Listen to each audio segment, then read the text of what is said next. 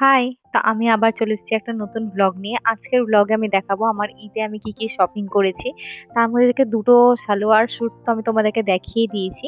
আর টুকটাক যা করেছি সেগুলোই দেখাবো। তো এটা হচ্ছে আমি দমদম যখন গিয়েছিলাম, তো তখনকার এই ভিডিওটা নেওয়া ছিল। তো দমদমের ছাদের উপর বসলে গেলেই প্রচুর মাথার উপর দিয়ে প্লেন যাওয়া আসা করে।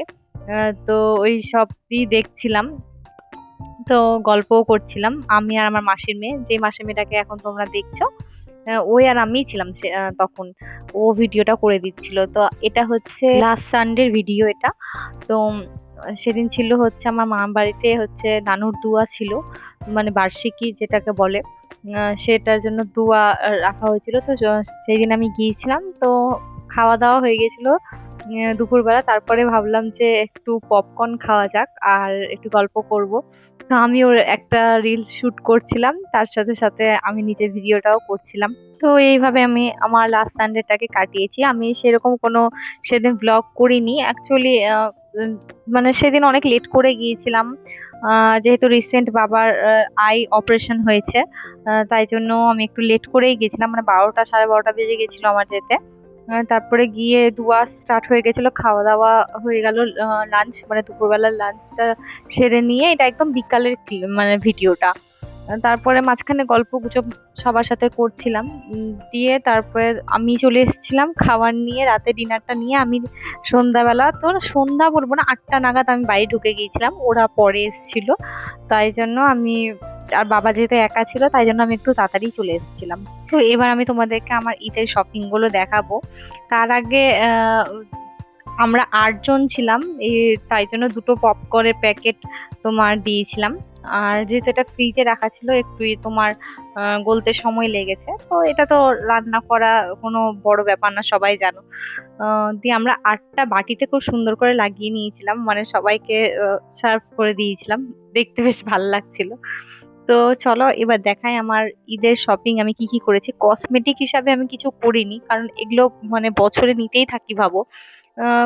স্কিন কেয়ার প্রোডাক্ট গুলো তোমার নেওয়া যায়, কিন্তু আর কোনো জুয়েলারি কিছু পছন্দ হলো টুকটাক নিয়ে নিলাম। কিন্তু হ্যাঁ, ড্রেস পোশাকও সারা বছর মানুষ নেয়, কিন্তু একটা হয় না যে হ্যাঁ ঈদ বলে এটা নিয়েছি। তো এইরকম ব্যাপার। তো আমার এই পিঙ্ক স্যুটটা সবাই দেখেছো তোমরা, এটা একটা কটনের স্যুট নিয়েছিলাম। আর ঈদের দিন সকালে সবাই কটন স্যুট পরে, তো আমিও নিয়েছিলাম। আহ মানে আমার সকাল বেলাটা না একটু কটনের জিনিসগুলো পরতে বেশ ভালো লাগে। হ্যাঁ, বিকাল বেলা একটু হেভি টাইপের জিনিস মানে পরলাম তো ঠিক আছে, কিন্তু এমনিতে সকাল টাইমটাতে কটনের স্যুট পরতে বেশি ভালো লাগে। এটা একটা কুর্তি নিয়েছিলাম, এগুলো 2 পিস গুলো পাওয়া যায় যেগুলো, প্যান্ট আর তোমার কুর্তি।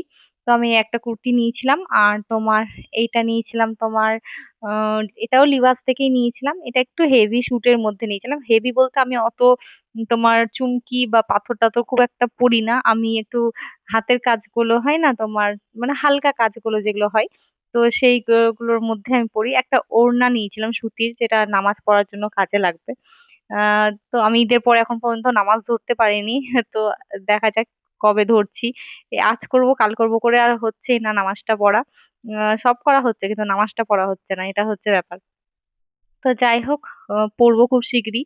আর এখন এই ভি শেপের নেক গুলো খুব উঠেছে, মানে আগে একটা চলতো গোল গলা বা তোমার চারকোনা, এখন ভি শেপটা খুব উঠেছে, ট্রেন্ডিং এ চলছে। তো সব কুর্তি গুলোই বেশ ভি শেপেই বেরোচ্ছে।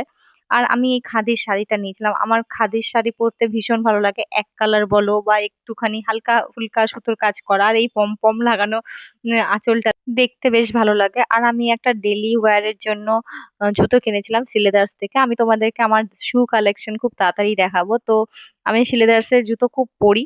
তো একটা ডেলি বেসিস এর জন্য একটা নিয়েছিলাম। আর এটাই হলো আমার ঈদ শপিং ছিল। তো তোমাদের ভিডিওটা কেমন লাগলো জানাও। দেখা হচ্ছে পরের ব্লগে, ততদিন ভালো থেকো সুস্থ থেকো, আজ আসি, টাটা।